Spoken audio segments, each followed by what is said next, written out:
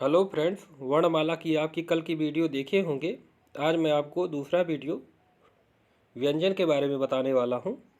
तो व्यंजन में यहाँ पे स्पष्ट मैंने बना दिया है पहले ही। यहाँ देखिएगा, कचड़तब लिखा है, ये पहला वर्ग है का च ट त प, दूसरा है खा छ ड थ फ, ऐसे ही तीसरा गा वर्ग के हैं, चौथा घा वर्ग के हैं और फिर अंगा वर्ग के। जो ये पांचवा पंचमाक्षर है, ये पांचवा वर्ग है, इसको नासिक व्यंजन बोलते हैं। वहीं चा वर्ग जो है इसको स्पर्श संघर्षी बोलते हैं। और ये जो देखिए नीचे बिंदी लगी है, इसको द्विगुण व्यंजन बोलते हैं। और जहाँ बिंदी आएगी डाढ़ा में तो आप समझ लीजिएगा वो तद्भव है, क्योंकि जब संस्कृत की उत्पत्ति हुई थी तो बिंदी का कोई रिवाज नहीं था, तो वो तत्सम में चले जाते हैं। ये तद्भव और तत्सम में जब हम आपको पहचानना बताएंगे तो वहाँ पे इसको आप ध्यान रखिएगा। इसके बाद आप समझिएगा, तो इनकी संख्या हो गई स्पर्श व्यंजनों की 25, कचड़ता पूरे 25 हो गए। फिर अंतःस्थ व्यंजन है या र ला वा। ऊष्म या संघर्षी व्यंजन है सा सा सा और हा।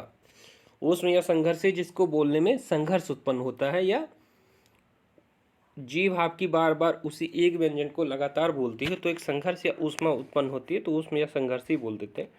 इसके अतिरिक्त देखेंगे संयुक्त व्यंजन में, संयुक्त व्यंजन ऐसे व्यंजन होते हैं जो दो व्यंजनों के संयोग से बनते हैं। जैसे का और सा से शा बन गया, त्रा बनेगा ता रा से, जा और यहाँ से ज्ञा बनेगा, और श्रा बनेगा सा और रा से। तो ये आपको देख लेना है। फिर इसके बाद आपको ये समझ जाना है कि जो भी व्यंजन के नीचे कोई व्यंजन लिखा रहता है तो वो पूरा होता है, और जिसके ऊपर लिखा रहता है वो आधा होता है। क्योंकि आप अगर किसी को कंधे पे बैठाया है तो जो बैठाया है वो बड़ा होगा और जो बैठा है वो छोटा होगा। तो जैसे द्वारा में दा आपका आधा होगा और वह पूरा होगा, क्रम में का आपका आधा होगा और रा पूरा होगा, और यहाँ कर्म में माँ आपका पूरा होगा, रा आधा होगा। अगर इसको आप और भी तोड़ना चाहें तो रा में भी स्वर आएगा तो आधा रा और पूरा आ जाएगा, स्वर आ जाएगा।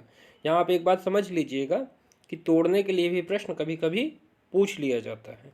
इसके अतिरिक्त आप देखेंगे घोषत्व के आधार पर घोष में, तो घोष और अघोष या सघोष की जो परिकल्पना बताई गई है वो ये है कि स्वर तंत्रिका जो होती है उसमें अगर कंपन होता है तो उसको सघोष बोलते हैं या घोष बोल देते हैं, और कंपन नहीं होता उसको अघोष बोल देते हैं। तो अघोष में आप देखिएगा पहला और दूसरा वर्ग, मतलब कौन सा आप समझ लीजिए कि का च ट ता पा वाला और खा छ ड था फा वाला। इसके अतिरिक्त सघोष में तीसरा, चौथा और पांचवा, यहाँ पे समझिएगा तीसरा गा वाला, घा वाला और अंगा वाला। तो यहाँ पे इसको हम सघोष बोलेंगे, इसको हम अघोष बोलेंगे। फिर इसके बाद प्राण का मतलब है वायु। तो वायु अधिक निकल रही है कि कम निकल रही है, इसके आधार पर हम लोग अल्प प्राण और महाप्राण दो बना लिए हैं। तो पहला, तीसरा, पांचवा, पहला वर्ग का वाला, तीसरा गा वाला और पांचवा अंगा वाला, ये वाले वर्ग आपके होंगे अल्प प्राण, और महाप्राण हो गए दूसरे और चौथे। दूसरा है खा वाला और चौथा है घा वाला, ये हो गया आपका महाप्राण। अब आपको थोड़ा सा समझना है, क्योंकि देखिएगा इस पे भूलने की बहुत प्रक्रिया होती है, और चूंकि एग्ज़ाम हॉल में आप वो नहीं कर पाएंगे, याद नहीं होता कि पहला दूसरा कौन था और दूसरा चौथा कौन था, और फिर गलत हो जाते हैं प्रश्न। तो इसका ट्रिक जो है ये आप समझिएगा कि आप महाप्राण अगर निकाल ले गए, तो आप अगर महाप्राण निकाल लेंगे तो आपको पता चल जाएगा कि वो दूसरा और चौथा था। कैसे? क्योंकि देखिए का बोलेंगे खा, तो आप बोल सकते हैं का के बाद खा, तो ज़्यादा वायु निकल रही है आपके मुख से, तो आपको समझ में आ गया दूसरा और चौथा ये आपके महाप्राण हो गए। तो पहला, तीसरा, पांचवा ये अल्प प्राण हो गया। तो जैसे ही आपने महाप्राण निकाला दूसरा, चौथा, तो आपको ये समझ में आ गया कि मैंने एक और पढ़ा था अघोष और सघोष। तो अघोष में मैंने पढ़ा था पहला, दूसरा, और सघोष में तीसरा, चौथा और पांचवा। तो आपका महाप्राण जैसे ही निकलेगा वो बोल के तुरंत निकल जाएगा। का के बाद खा, वायु ज़्यादा निकली, तुरंत आपने दूसरा लगाया और चौथा लगाया, तो दूसरा चौथा ये हो गया। तो पहला दूसरा कौन सा हो गया? अघोष हो गया। ये आपको एक ट्रिक याद करने की बता दे रहे हैं, क्योंकि कभी कभी क्या होता है सघोष, अघोष और अल्पप्राण महाप्राण में कन्फ्यूजन आ जाती है। इसके बाद हम लोग यहाँ देखते हैं अर्धस्वर है, जिसमें स्वर और व्यंजन दोनों की विशेषताएं होती हैं, वो है या और वा। इसके बाद रा को बोलते समय आपकी जीभ जो है वो थोड़ी पलट जाती है, तो उसको लुंठित या प्रकंपित भी बोलते हैं। और ला को बोलते हैं पार्श्विक, क्योंकि इसमें वायु जीभ के किनारों से निकलती है, पार्श्विक। ये अब देखिएगा, इसको आप समझिएगा। अभी मैंने बताया सघोष और अल्पप्राण या अघोष और महाप्राण के बारे में। ये बताइएगा, या, वा, रा और ला, इसको बोलने में क्या आपके मुख से वायु ज़्यादा निकलती है? तो नहीं। तो इसका मतलब ये क्या हो गया? ये हो गया अल्पप्राण। और अभी मैंने बताया जैसे ही अल्पप्राण आपको पता चला तो आप उसका विपरीत क्या कर सकते हैं? सघोष।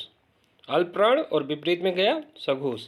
ऐसे ही सा सा सा, जब आप इसको बोलेंगे तो ये महाप्राण हो रहा है, और इसके विपरीत क्या हो गया? अघोष। यहाँ पे हा को आपको ध्यान से देखना पड़ेगा, क्योंकि हा जो है वो महाप्राण भी है और सघोष भी है।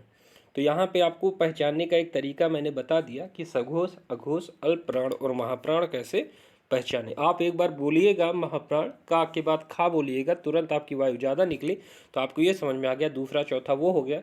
तो पहला दूसरा अघोष हो गया।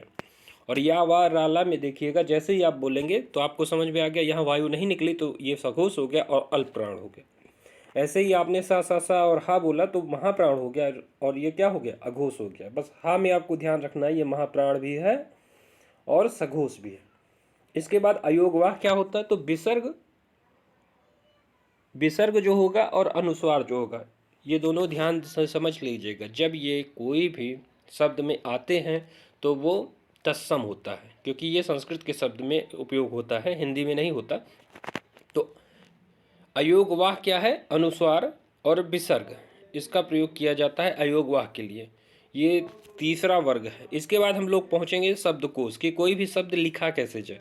तो सबसे पहले अयोगवाह, फिर सिंपल सा जो शब्द आपका आएगा, फिर उसके बाद अगर उसमें कोई स्वर या मात्रा लगी है, और फिर उसके बाद अगर उसमें कोई व्यंजन जुड़ा है। जैसे यहाँ पे देखिएगा, का के ऊपर पहले अनुस्वार आया, फिर विसर्ग आया, फिर का आया, फिर का के साथ स्वर आया, का के बाद आ आया है बड़ा, तो ये आ गया। यह का पे देखिएगा, ये पहले वाला जो का है इसमें भी स्वर साथ में आएगा, लेकिन ये छोटा आएगा। अगर आप इसको तोड़ेंगे तो आधा का प्लस छोटा मतलब आ। इसके बाद फिर दूसरा वाला देखिएगा, का प्लस बड़ा आएगा।